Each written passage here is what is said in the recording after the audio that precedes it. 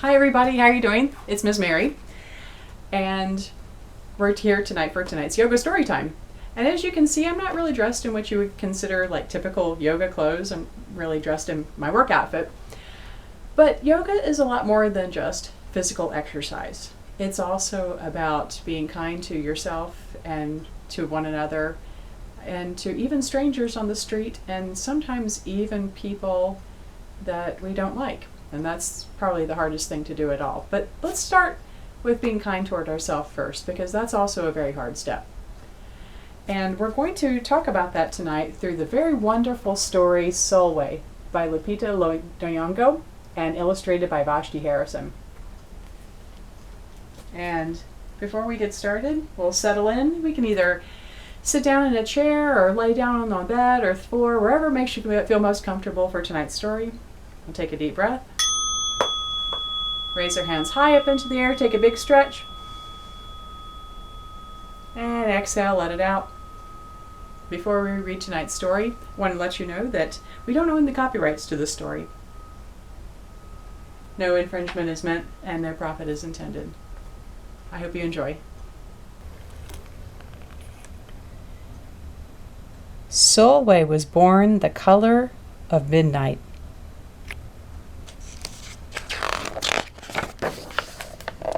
She looked nothing like her family. Not even a little, not even at all. Mama was the color of dawn.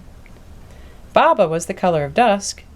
And Mitch, her sister, was the color of high noon. Hardly anybody at school looked like Sulwe either. People gave her sister Mitch pet names like Sunshine and Ray and Beauty. And people gave Sulwe names like Blackie and Darky and Night. Sulwe felt hurt every time. So she hid away, and her sister made lots of friends.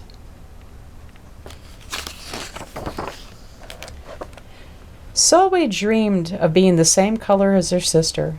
She wanted real friends too.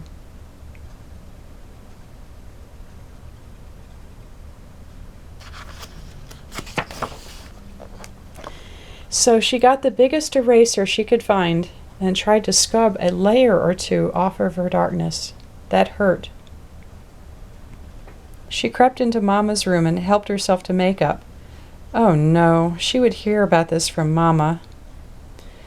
Sulwe decided to work from the inside out and ate only the lightest, brightest foods.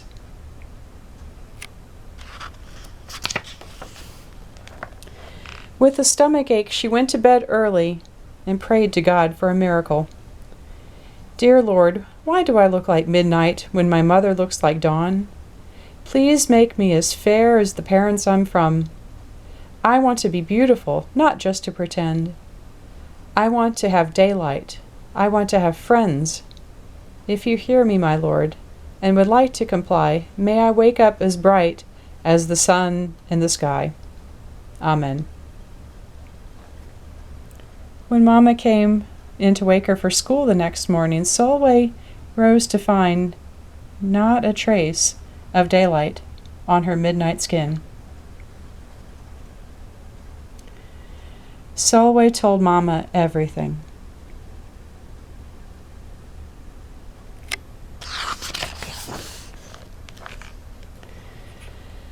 Mama asked, "What is your name?" "Sulwe," she muttered. "And what does it mean?" "Star," Sulwe whispered.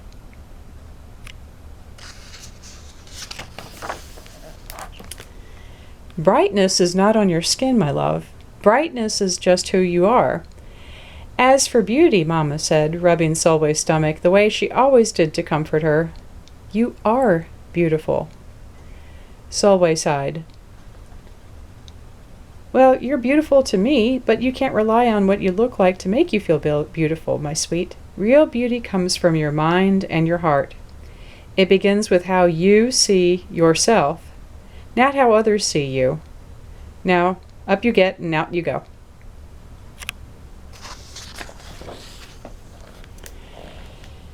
How could she, as dark as she was, have brightness in her? How could she have beauty when no one but her mother seemed to see it? How could she be a star?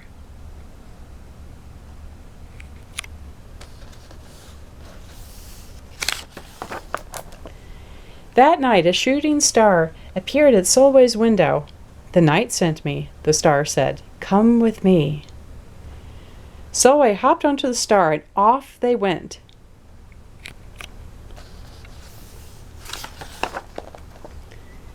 Not long ago, at the beginning of time, said the star, there was night and day, and they were sisters.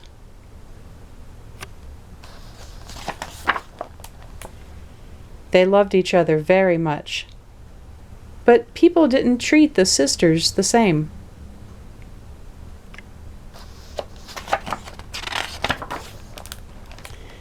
People gave Day pet names like lovely and nice and pretty.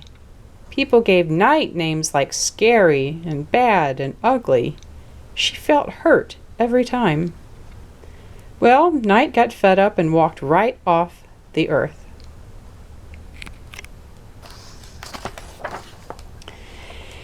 Day stayed behind and enjoyed making everybody happy in the sun. But then the day grew too long. Day really began to miss her sister, and so did everybody else.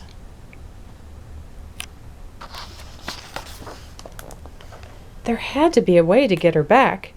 Day set off to find Night, and she did. I miss you, said Day. I miss you too, said Night. But you didn't know what it's like to be treated badly for being dark. You're right, I don't, Day replied. But what I do know is that we need you just the way you are. Come and see.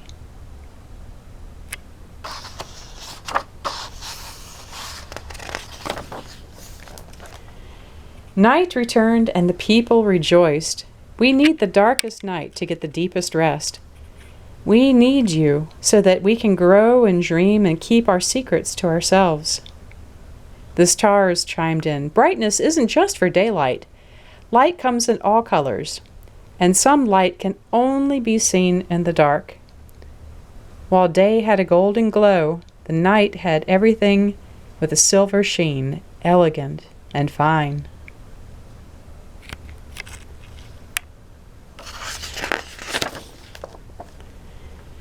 Day told her sister, when you are darkest is when you are most beautiful.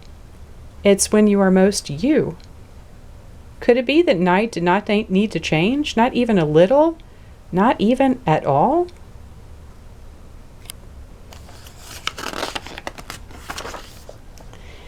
Now that night and day were back together, a little bit of night returned to day in the form of shadows, and a little bit of day returned to night in the form of moonlight.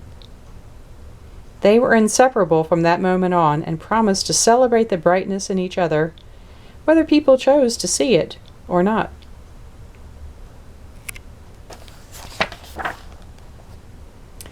You see, the star explained, we need them both, on the sunniest day and the darkest night, and every shade in between. Together they make the world we know, light and dark, strong and beautiful.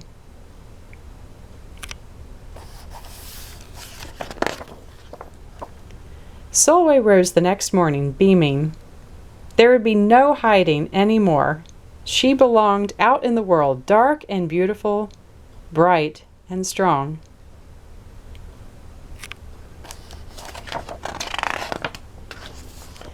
And if she ever needed a reminder of her brightness, she could look up at the sky on the darkest night to see just for herself.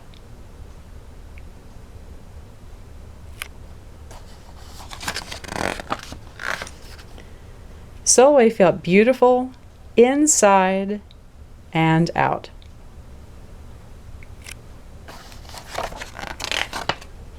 And that is the end of our story. And there's a picture of the author right there. She's also a very famous movie actress, too.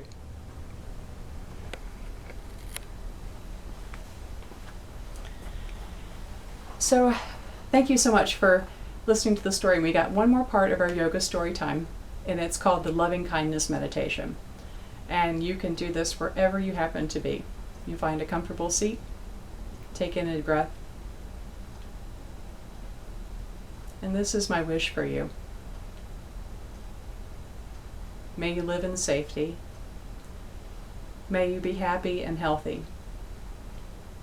May you be free from suffering and the cause of suffering. And may you know peace.